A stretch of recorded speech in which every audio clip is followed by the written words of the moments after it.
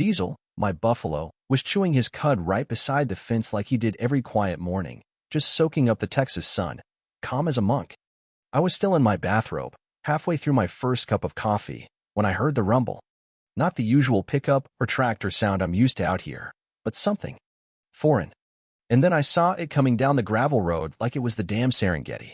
A bright yellow open-air safari shuttle packed full of tourists with cameras, binoculars, even wide-brimmed hats.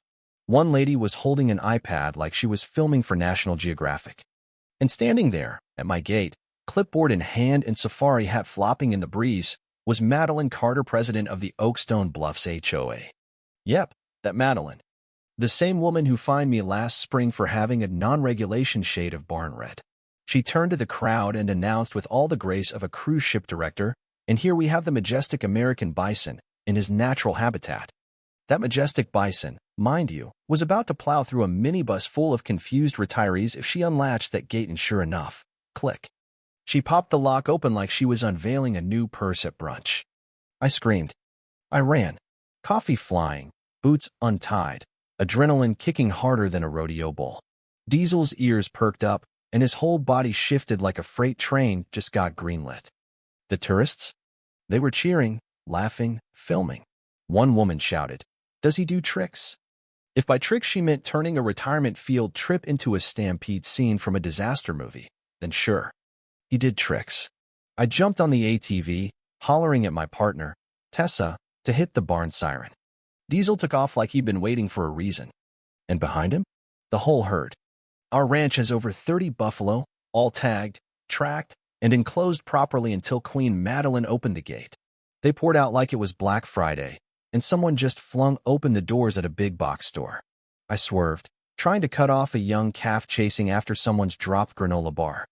Meanwhile, 3 buffaloes circled the lead safari bus, sniffing tires, tapping their horns, looking like toddlers with truck-sized power. Madeline, of course, was spinning in circles, waving her clipboard like a broken windmill. Order. Order. Stay calm. This is all part of the experience. And standing at the end of the road, with his phone out and that same useless grin, was her vice president, Trent, filming the whole thing like it was community theater.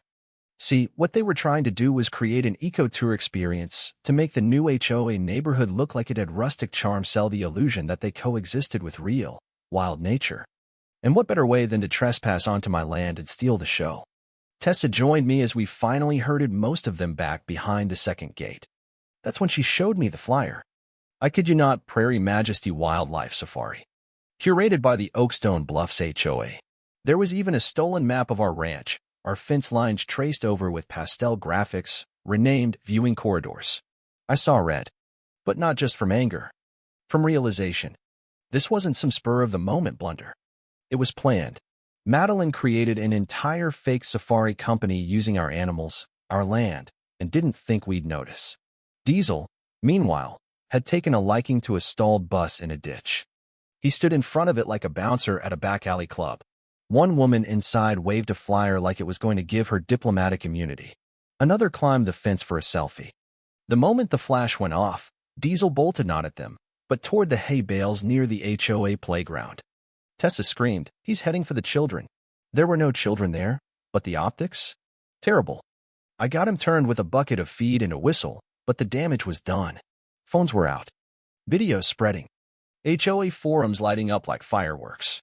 Madeline had live-streamed the whole thing, and now she was scrambling to spin it like we were the reckless ones. That night, Tessa and I sat on the porch, boots up, dog curled between us. She scrolled through the community board. Buffalo on the loose. Refunds now. Who let the bison out? One even captioned Diesel's snort with Madeline's new blow dryer. Next morning, the HOA went into PR lockdown. Yellow tape across the gates, temporary security guards asking folks if they'd seen any cows. I had to laugh. Buffalo aren't cows. They're smarter, meaner, and harder to fool. Then came the email HOA board requesting an emergency meeting. With me. They wanted to collaborate on resolving the wildlife incident. Tessa raised an eyebrow. I told her they could come to the ranch, sign a waiver, and bring decent coffee. 3 showed up: Trent, Cheryl the treasurer, and a guy named Alan with a clipboard who smelled like insurance forms. They were too scared to step past the gate until I reassured them Diesel wasn't nearby.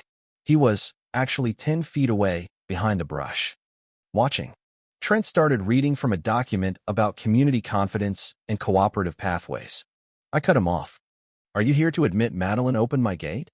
He fumbled something about internal investigations and unclear boundaries. Cheryl tried sugar. Offered to co-host a community event, a rebranding effort. I laughed so hard I nearly spilled feed. Then Alan threatened to file a complaint about uncontained aggressive livestock. That's when I showed them the footage. Security cam. Madeline snipping the lock. Waving tourists inside. Saying, he'll never notice. Silence. Cheryl muttered, oh my God. Alan turned ghost white. I said I'd already forwarded the footage to the sheriff, the county, and the Department of Wildlife.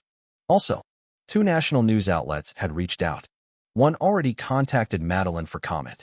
They left in silence. Diesel stood up from the brush and walked past them like royalty. Days passed. HOA forums lit up. Residents revolted. Someone leaked internal emails Madeline trying to launch a paid tour company with HOA funds. Doug, the same VP who filmed the chaos, handed me a folder. You didn't get this from me.